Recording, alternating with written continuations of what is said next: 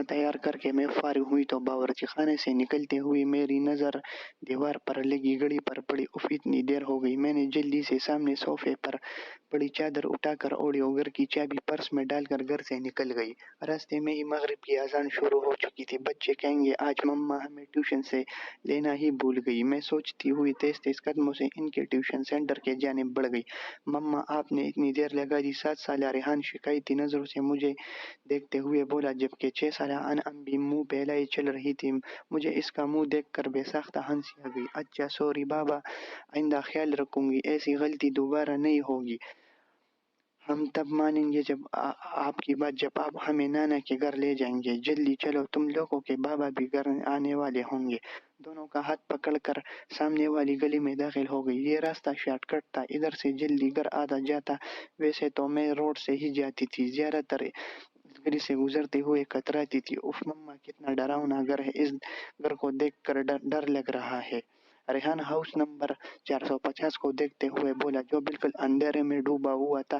عجیب وحشت برس رہی تھی اس کی بات پر۔ میں دونوں بچوں کو لے کر جلدی سے آگے بڑھ گئی۔ رات کام سے فارغ ہو کر بستر پر لیٹی تو بے ساختہ نظروں کے سامنے وہ گھر آ گیا۔ اس گھر سے میرا ماضی جڑا ہوا ہے۔ میں آہستہ آہستہ اپنے بیتے ماضی کو سوچنے لگی ہوں۔ میرا نام علینا ہے، ہم 3 بہنیں اور ایک بھائی ہیں۔ میرے بابا آرمی میں ہوا کرتے تھے جب اماں سادہ سی گھریلو خاتون تھی۔ میں انٹر میں تھی تو بابا نے اماں کی خواہش پر بڑا کر لیا، کیونکہ جس گھر میں ہم تھے وہ گھر کافی چھوٹا تھا۔ جس دن بابا نے نیا گھر لیا ہم سب بہن بھائی بہت خوش تھے۔ 2 منزلہ یہ بنگلہ نہایت خوبصورت تھا۔ نیچے والے حصے میں 3 بیڈ روم، بڑا سا ٹی وی لاؤنج اور ڈرائنگ روم باورچی خانہ تھا، جبکہ اوپر حصے میں 2 bed room, T V lounge اور ایک اسٹڈی روم تھا۔ چھوٹا سا باغیچہ تھا جس میں نیم اور بیر کے درخت لگے ہوئے تھے اور کارپوش تھا، اتنا کہ ایک گاؤں کھڑی ہو گئی۔ میری بہن جو مجھ سے 2 سال بڑی تھی، اور پھر اسے چھوٹا ثنا جو 1 سال بڑی تھی، پھر میں تھی، اور سب سے چھوٹا ہمارا بھائی جو اس وقت 7ویں جماعت میں تھا۔ ہم تینوں بہنوں نے اوپر والے بیڈ روم لیے، جبکہ نیچے حارث اماں کے ساتھ رہتا تھا۔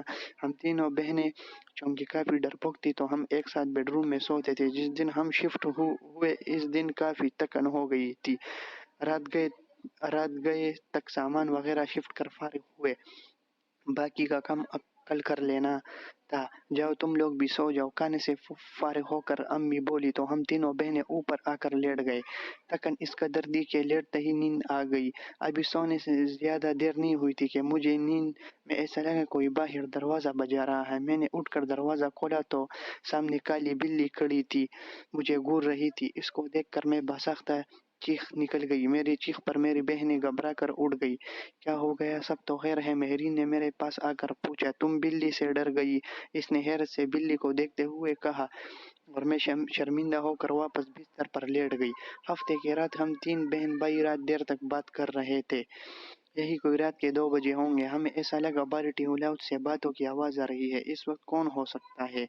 ہم بولتے ہوئے کمرے کا دروازہ کھول کر جیسے ہی باہر آئے تو ایسے معلوم ہوا جیسے باتوں کی آواز باورچی خانے سے آ رہی تھی۔ باورچی خانے میں ہم نے جھانکا تو وہ کالی بلی سامنے کاؤنٹر پر بیٹھی نظر آئی۔ ہمیں دیکھ کر اس نے چھلانگ لگائی اور سامنے کے کمرے میں گھس گئی۔ ہم ابھی سمجھ نہیں پائے تھے کہ یہ کیا ہوا۔ پھر ہماری نظر چلتے چولہے پر پڑی۔ ایسی خوشبو آ رہی تھی جیسے کچھ پک رہا تھا۔ لہریں آگے بڑھ کر چولہا بند کیا تو ہم تینوں نے گھبرا گئے۔ اس بات کا ذکر ہم نے اگلے دن امی ابو سے کیا، پر وہ الٹا ڈانٹنے لگے ہمیں۔ اتوار خالہ اپنی فیملی کے ساتھ ہم سے ملنے آ گئی تو میں رات دیر تک وہ اپنے گھر گئی تو نیچے ٹی وی لاؤنج میں رکھ کے تخت پر بیٹھے ہم تینوں بہن بھائی امی بات کر رہے تھے۔ جب ابو اور حارث سونے جا چکے تھے، امی کی نظر لاؤنج سے جاتی سیڑھی پر پڑی۔ ارے علینا بیٹا، اوپر دیکھو، کوئی بچہ رہ گیا۔ خالہ کے چھوٹے بچے تھے، کافی شرارتی ہے۔ امی کو لگا کہ کوئی بچہ اوپر نہ رہ گیا ہو۔ امی کی بات پر ہماری نظر اوپر کی جانب پڑی۔ جاتی سیڑھیوں پر اٹھی تو دیوار پر چھوٹے بچے کا سایہ نظر آیا۔ اٹھ کر اوپر جا کر دیکھنے لگا مگر وہاں کوئی بھی نہیں تھا، جس پر میں خوفزدہ ہوئی۔ تیزی سے آگے جب میں نے امی کو بتایا کہ اوپر کوئی بھی نہیں تو امی چپ ہو گئی۔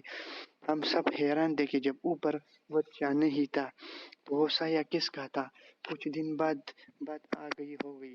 हम सब घर वालों को कज़न की शादी में इस्लामाबाद जाना था। 2 हफ्ते बाद हम वापस घर आए तो बड़ी अजीब हैरत हुई। पूरा शीशे की मानंद चमक रहा था घर। रोज घर की सफाई होती रही। हमें ये सब देखकर बड़ी हैरानी हो रही थी। बल्कि हारिस बोला, ऐसा लगता है कुछ काम करने वाली आती है। मेमू दोनों के घर से गुसल खाने गई तो गुसल खाने का गीला फर्श देखकर मुझे हैरत हुआ। ऐसा लग रहा था जैसे किसी ने गुसल खाना इस्तेमाल किया हो। फिर तो यह मामूल बन गया। घर के अफराद घर से बाहर होते तो गुसल खाना भी इस्तेमाल होता और पौधे खाने भी रात गए कटर पटर की आवाज़ आती। हम लोगों को वो काली बिल्ली का मुस्तकबिल घर में घूमती नजर आई। हम लोग अब आहिस्ता आहिस्ता इन बातों के जैसे आदी होते आ रहे थे। वो होलनाक वाकया रोनमा हुआ। इसके बाद हमने फौरी घर छोड़ लिया। रात के किसी पैर अम्मी की आंख खुली तो इन्हें महसूस हुआ कि छत पर कोई वो समझे हम बहनें सोने के बजाय गप्पों में मसरूफ है। वो दबे कदमों से छत पर आई। वहां गोल दायरे में 10-12 अजीब शक्ल वाले बेटे बंदों को देखा। अम्मी बेहोश हो गई। फजर की नमाज के लिए जब अब्बू उठे और अम्मी को कमरे में ना पाकर लाउंज में आए तो उन्हें सीढ़ियों पर अम्मी पड़ी नजर आई।